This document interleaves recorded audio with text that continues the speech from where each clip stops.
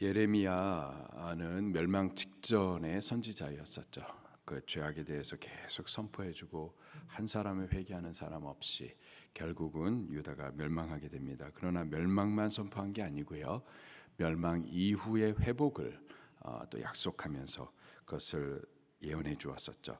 특별히 30장부터 지금 33장까지 그 회복, 구원과 회복에 대하여서 계속 말씀을 해주시는데 33장 그 하이라이트라고 볼 수가 있겠습니다. 33장 1절에 예레미야가 아직 시위대 뜰에 갇혀 있을 때에 왕이 잡아가지고 감옥에 집어 던졌었죠. 예루살렘 심판과 왕이 붙잡힐 것에 대해서 예언하니까 듣기 싫었었던 겁니다. 그래서 선지자를 감옥에 집어 던졌는데 그곳에서 또 여호와 하나님께서 말씀을 주셨던 겁니다. 2절입니다. 시작.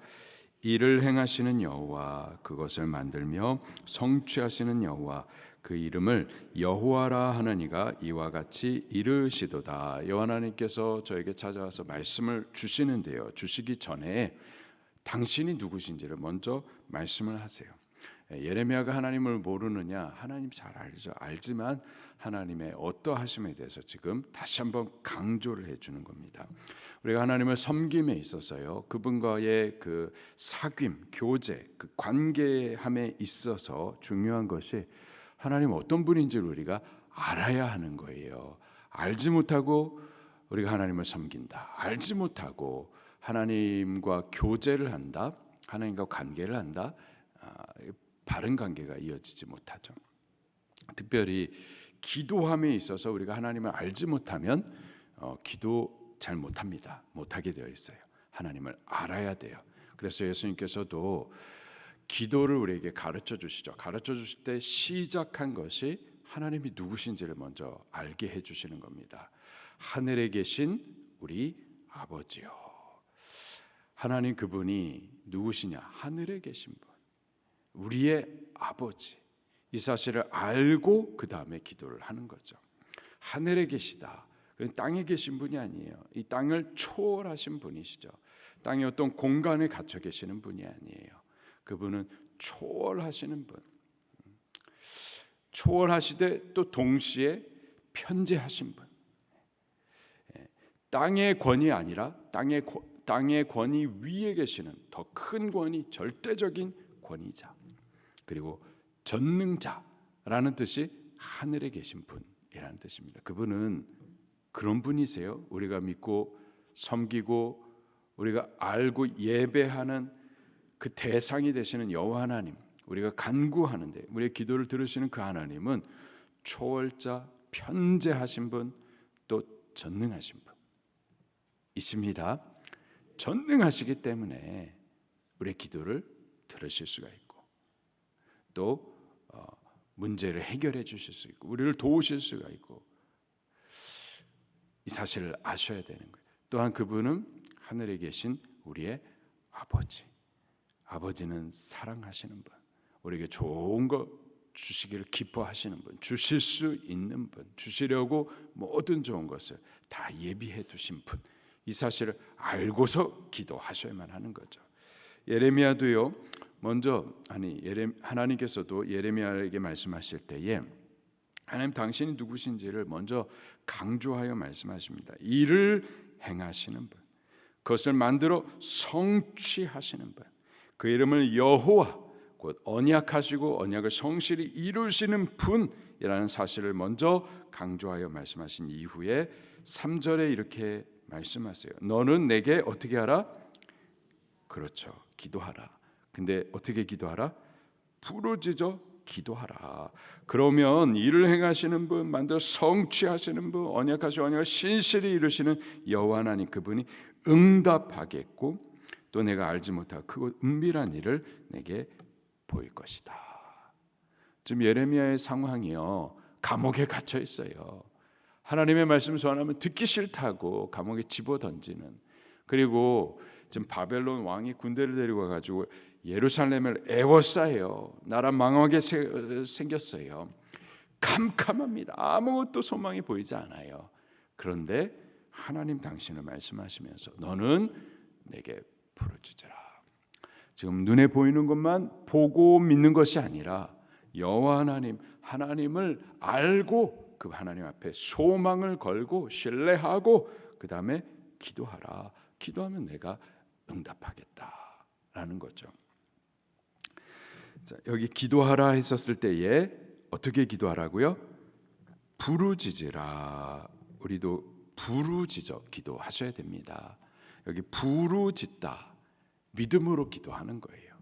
간절함으로 기도하는 겁니다. 그 기도는 간절하게 하는 것이 아닙니다. 간절해야 응답받는 것이 아닙니다. 이렇게 말씀하시는 분도 있는데 아니, 왜 그런 말씀을 하실까요? 여기 부르짖어 기도해야 됩니다. 간절히 기도하셔야 되는 거예요. 부르짖으라, 소리 높여 구하라는 뜻도 있습니다. 주여 주여 주여, 이게 미신이라고 또 가르치는데 그렇지 않아요. 부르짖어 기도하셔야 됩니다. 마가복음 10장에 보면은 이 소경이 예수님께서 자기 마을에 오셨다. 모든 질병 치료해 주시, 자기와 같은 소경의 눈을 뜨게 하신 그 전능자가 우리 마을에 오셨다. 나도 그분을 만나면 나도 눈을 뜰 수 있겠다. 나도 복음을 체험할 수 있겠다. 새 생명을 얻을 수 있겠다. 빛을 보게 될 것이다. 그 소망 가운데 예수님을 찾죠. 부르짖어 찾습니다. 눈이 안 보이니까. 눈은 안 보이고 예수님은 지금 여기 와 계시다 그러는데 근데 언제 또 가실지 모르겠고 그 예수님을 꼭 만나야 되겠는데 소리 지르는 거예요. 그게 그 소경이 할 수 있는 방법이었던 거예요. 근데 소리 지르니까 시끄럽다 그러는 거예요. 좀 조용히 기도해라. 나가서 기도해라. 좀 교양 있게 기도해라. 막 조용히 이렇게 시킨단 말이에요. 그랬더니 어떻게 했을까요? 그렇구나. 조용히 묵상해서 기도해야 되는 거구나. 그랬나요? 지금 그게 중요한 게 아니죠. 예수님 만나야 되는데 더욱 크게 소리 질러. 성경이 그렇게 나와 있어요. 더욱 크게 소리 질러 주여 하면서 더 부르짖어 기도했었던 거예요. 그렇게 기도하라고 성경이 우리에게 가르쳐 주시잖아요. 너는 내게 묵상하며 기도해라 아니잖아요. 교양 있게 기도해라 아니잖아요. 부르짖어 기도하라. 부르짖어 기도하면 내가 내게 응답하겠다 약속하시는 겁니다. 응답하고 너가 알지 못하고 크고 위대한 일, 은밀한 일을 내게 보이리라. 아무것도 안 보여요. 지금 이 상황, 이 나라 민족을 보면은. 그리고 내가 처한 상황도 감옥에 아무것도 안 보여요. 그러나 부르짖어 기도하면 너가 알지 못하는, 보이지 않는 크고 은밀한 일을 내게 보여줄 것이다. 우리도 부르짖어 기도하십시다. 자, 그렇게 기도하게 한 이후에 또 말씀하십니다. 먼저는 저들의 죄로 인하여서 지금 이 당한 상황을 말씀하세요. 4절 5절입니다. 시작.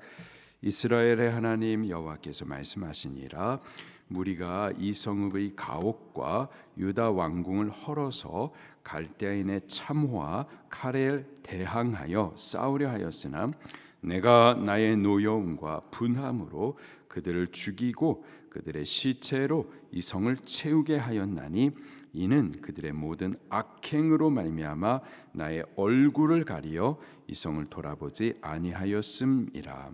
아멘. 그들의 악행으로 말미암아 하나님께서 얼굴을 가리었다. 얼굴을 가리었다. 하나님의 얼굴을 은혜의 얼굴, 자비의 얼굴.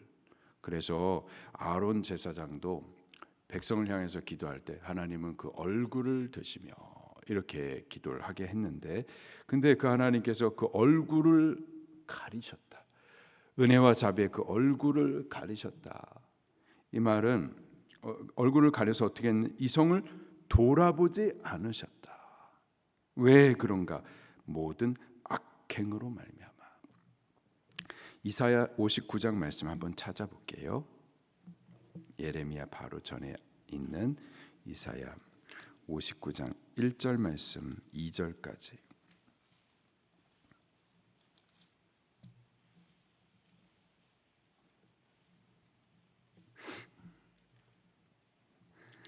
같이 봉독합니다. 1, 2절 시작.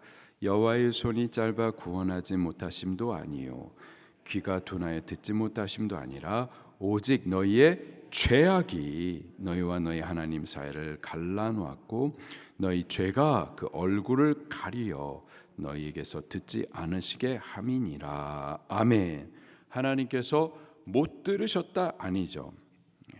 그분이 늙고 병들고 그래서 이제는 더 이상 홍해를 가를 그런 능력이 없으셔서 그래서 우리에게 응답 안 하신, 그게 아니에요.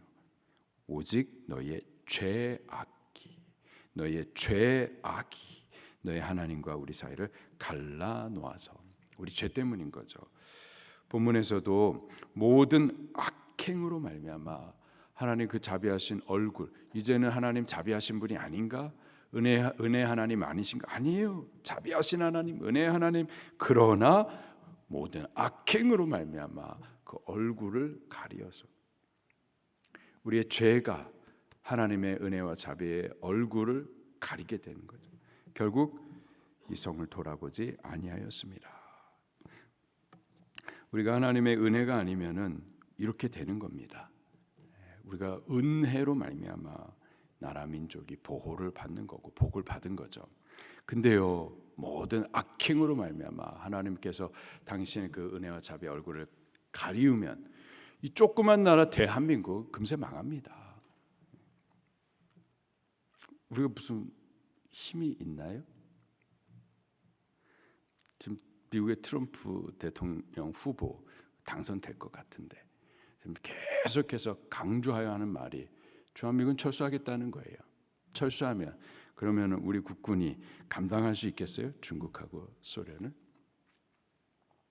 하나님께서 은혜의 얼굴을 가리시면 그러면 당장 이 나라는 망하는 거죠. 예루살렘, 평화의 땅, 거룩한 성, 여호와 하나님의 도시. 근데요, 절대 망하지 않을 거라 생각을 했죠. 와, 하나님, 우리 하나님. 어디 감히 이방 민족이, 저 할례 없는 자들이 하나님의 거룩하게 택한 바도 우리가 어떻게 망해? 그렇게 생각했어요. 근데 망해요.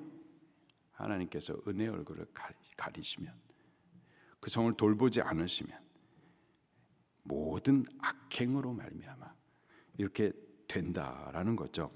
자, 근데 그게 끝이 아니에요. 이제 6절부터는 그 하나님의 그 구원하시는, 회복하실 약속들을 말씀하시는 겁니다. 지금 당장의 상황은 아무것도 보이지 않는데 그 약속들을 말씀하시면서 부르짖으라는 거죠. 6절에 무슨 말씀을 하시는가 계속 볼게요. 시작. 그러나 보라, 내가 이 성읍을 치료하며 고쳐서 낫게 하고 평안과 진실이 풍성함을 그들에게 나타낼 것이며 내가 유다의 포로와 이스라엘의 포로를 돌아오게 하며 그들을 처음과 같이 세울 것이며 내가 그들을 내게 범한 그 모든 죄악에서 정하게 하며 그들이 내게 범하며 행한 모든 죄악을 사할 것이라. 이 성읍이 세계 열방 앞에서 나의 기쁜 이름이 될 것이며 영광이 될 것이요 그들은 내가 이 백성에게 베푼 모든 복을 들을 것이요 내가 이 성읍에 베푼 모든 복과 모든 평안으로 말미암아 두려워하며 떨리라. 아멘. 하나님께서 이렇게 처음과 같이 회복해 주실 것을 약속하시는 거예요.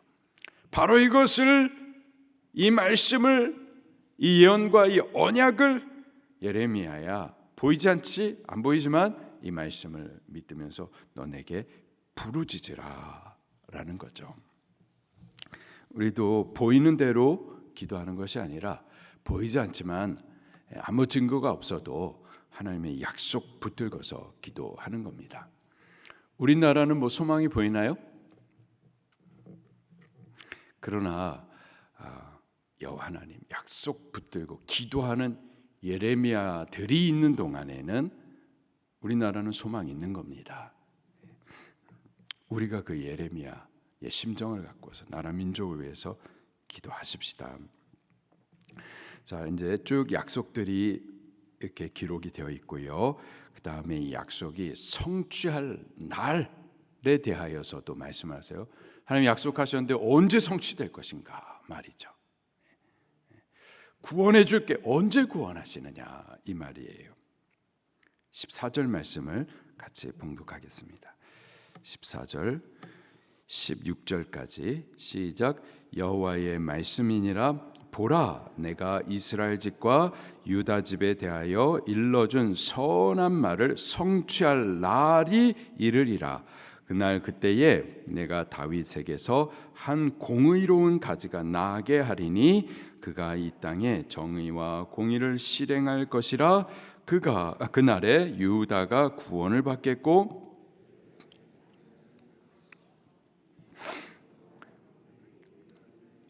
얻으리라. 아멘. 이스라엘과 유다 집, 이스라엘 10개 집과 10개 지파와 유다의 집, 다윗과 베냐민 지파 12지파, 하나님께서 택하신 민족, 하나님의 택하신 백성, 그들에 대해서 일러준 선한 말, 곧 구원과 회복에 대한 말, 그 말을 성취할 날이 이를 것이다. 언제입니까?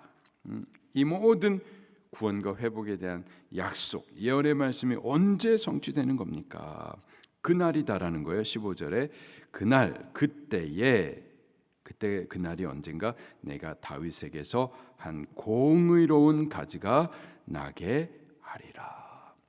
하나님의 이 모든 언약이 성취되는 때는 다윗에게서 한 공의로운 가지가 나는 날이라는 거예요.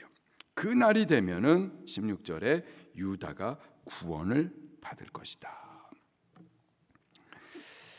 이 약속의 성취되는 날, 그때는 다윗에게서 한 공의로운 가지가 날 것이다. 여기 다윗의 공의로운 가지, 이것은 왕을 말하고요. 그리고 메시아를 말하는 겁니다. 지금 구원이 성취될 것이다, 회복될 것이다, 계속 너무 귀한 말씀을 주시는데 그 날이 성취되는 때는 메시아가 오시는 때를 말하는 겁니다. 그때가 되면은 구원이 또 회복이 이루어질 것이다. 그래서 과연 70년 만에 예레미야의 예언을 따라서 유다 백성이 바벨론 포로 생활을 마치고 예루살렘으로 회귀합니다. 그런데 그것은 역사적으로 성취된 사건이고요. 그러나 그 사건을 통해서 계속해서 예언해 주시고 계시는 거예요. 계속해서 보게 해 주시는 겁니다. 그 성취된 사건을 통하여서 이것은 예표하는 거고 그림자고 실상이 있을 것인데 곧 다윗에게서 한 의로운 가지고 그리스도가 오실 것이다. 그때가 진짜 성취의 날이다라는 거죠. 그러더니 과연 그리스도로 예수님께서 이 땅에 다윗의 혈통으로 오셨어요. 메시아 그리스도 왕으로 이 땅에 오셨습니다. 그가 오심으로 죄에서부터 구원하시는, 그리고 회복하시는, 참된 안식을 얻게 해주시는 그 구원과 회복이 있었었죠. 그리고 예수님의 그 초림의 사건도 역시 예수님께서 다시 오실 재림의 사건에 대한 예언이고 약속인 거예요. 예수님 다시 오시는 바로 그때가 하나님께서 이스라엘과 또 유다, 하나님의 백성에 대한 이 모든 선한 말이 성취되는, 완전히 성취되는 날인 겁니다. 그 약속이요, 하나님의 백성, 곧 이스라엘과 유다에 대한 약속이에요. 이방인들은요, 우리는요, 우리에 대한 약속은 여기 없는 것 같은데요. 우리가 하나님의 백성입니다. 우리가 하나님의 백성이고 이거 우리에 대한 말씀인 거예요. 예수님 안에 있는 자가, 거듭난 자가 거듭나서 영적 이스라엘인 거예요. 거듭난 자들이 하나님의 백성입니다. 성경을 유대인의 시각, 유대인의 관점으로 보시는 분들이 계세요. 이 침례교 계통의 신신학자들, 세대주의 신학자들, 문자적으로만 자꾸 보고, 그렇잖아요. 우리가, 예수님 믿는 우리가 바로 하나님의 선택받은 하나님의 백성이고, 여기에 약속된 모든 말씀이 바로 우리에 대한 약속의 말씀인 겁니다. 14만 4천의 하나님의 구원받은 택함받은 백성들, 하나님의 택함받은 백성들, 그들이 이렇게 이제 하나님의 말씀을 딱 듣습니다. 14만 4천, 요한 사도가 14만 4천에 대한 말씀을 들어요. 그래서 유다 지파의 12,000명, 또 각 지파의 12,000명 해가지고 딱 들어서 14만 4천 명만 그렇게 구원을 받는구나 말씀을 들었다가 눈이 열려서 싹 보니까 그 14만 4천이라는 말이 그거는 상징이었던 거예요. 상징이었고 실제 눈으로 딱 보니까 수많은, 셀 수 없는 많은 백성들이 구원 얻은 자였던 거예요. 그 많은 백성들이 누군가 보니 각 나라와 민족과 언어와 백성들, 이게 혈통적인 이스라엘을 말하는 게 아닌 거예요. 예수님 믿고 거듭나서 영적 이스라엘 된 자들, 그들이 바로 14만 4천인 겁니다. 오늘 우리들이 예수님 믿는 자들이고, 여기에 약속된 모든 말씀들이 바로 우리에 대해서 성취될 약속인 거예요. 이 약속을 붙들고 바로 우리가 부르짖어 기도하는 겁니다. 우리 기도하십시다. 여호와 하나님을 알고 기도하십시다. 나라 민족을 위해서 기도하고, 우리나라뿐만 아니라 입술을 크게 벌려가지고 저 북한을 위해서, 그리고 열방 구원을 위해서 계속 기도하는 자들이 꼭 될 수 있기를 예수님 이름으로 축원합니다.